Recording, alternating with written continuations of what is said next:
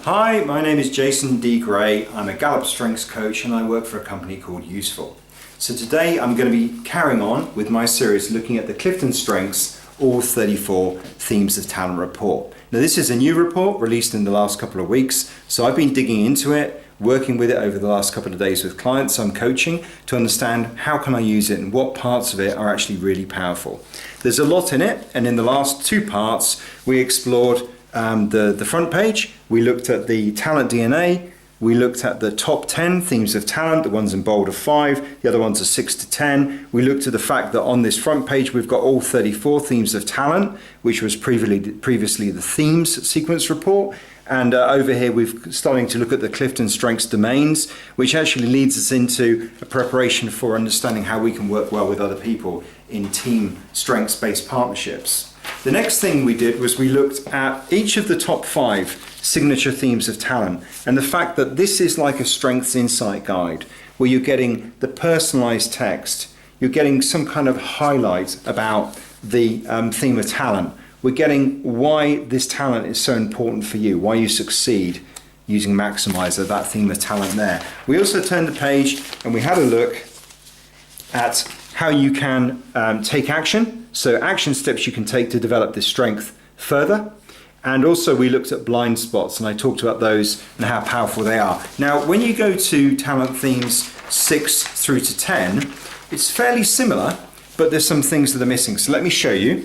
So this is my number 6, which is relator. So you can see again, we've got the talent DNA strand 1 to 10. It's there in position 6. We've got the CliftonStrengths domain and the color. There's the theme name, why you succeed using relator. So there's a statement there. What we're missing is the personalized text. So that personalized text only shows for the top 5. It's a shame. I wish it was there for all 10, but you know, there's a purpose behind that. And we may see this change in the future. So again, the real beauty of this section here is, for example, you get blind spots. So for talent themes 6 through to 10, you're still getting the same help, if you like, understanding how should I best manage the use of this talent as a strength. Because things that are number 10 can power the way we operate. Now, if I give you an example, this is my number 10, which is achiever.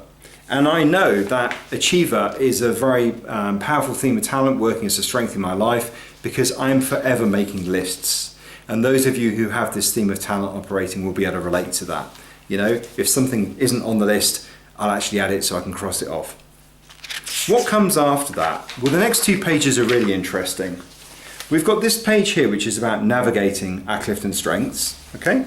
And it's looking at, can you see, it's looking at themes 11 through to 34. They're all color-coded according to the CliftonStrengths domains. And it's telling us how we should work with them. So let's have a look what it's telling us. It's telling us how to navigate the middle, manage the bottom, those are the talent themes with least power, and how to identify weaknesses. Now we've got to be careful here. Just because it's the bottom 5, which is where I tend to look, the bottom 5 themes of talent, it doesn't mean that they're going to stop you from doing things. So Gallup's definition of a weakness is something that gets in the way of you achieving your results that you need, productivity, whatever it is. If it's not getting in the way, it's not a weakness, okay? But what if it is? What if actually you're having a problem with it? So for example, my least talent, my number 34, is restorative, which is help fix things that are broken. How could you manage if that is getting in the way? Well, there's a whole page here which says, what is a weakness? And then it starts looking at strategies. So there's a Gallup definition of a weakness. There's the way to identify potential weaknesses yourself, and also how to manage around them. So claim them, know them. If they're going to get in your way, at least understand, how can I spot this? If it's something that's going to trip me up, what does it look like? Next is collaboration. So for example, finding somebody who's very strong in this thing. Maybe you're in a meeting and you don't have very good empathy skills, but you need somebody alongside you who can sense what's going on in the room in an important discussion or an important decision is being made. Apply a strength. So look for other strengths you've got that when combined together give you a similar type of result. So an example that I would give is I have deliberative really, really low on my list, but I have strategic quite high up. And both of those help you to make decisions So I just have to use one to try and generate a similar type of result as the other. Or I find somebody else who I can partner with.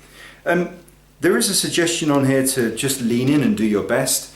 I know from experience that that can be quite draining and wouldn't recommend it. I'd always recommend trying to focus up in the top 10. So we've looked at pretty much all of the parts of this new All 34 report that relate to the reports that previously existed. What I'm going to show you in the next part is something that's completely new and it's going to blow your mind. So hang on for the next one.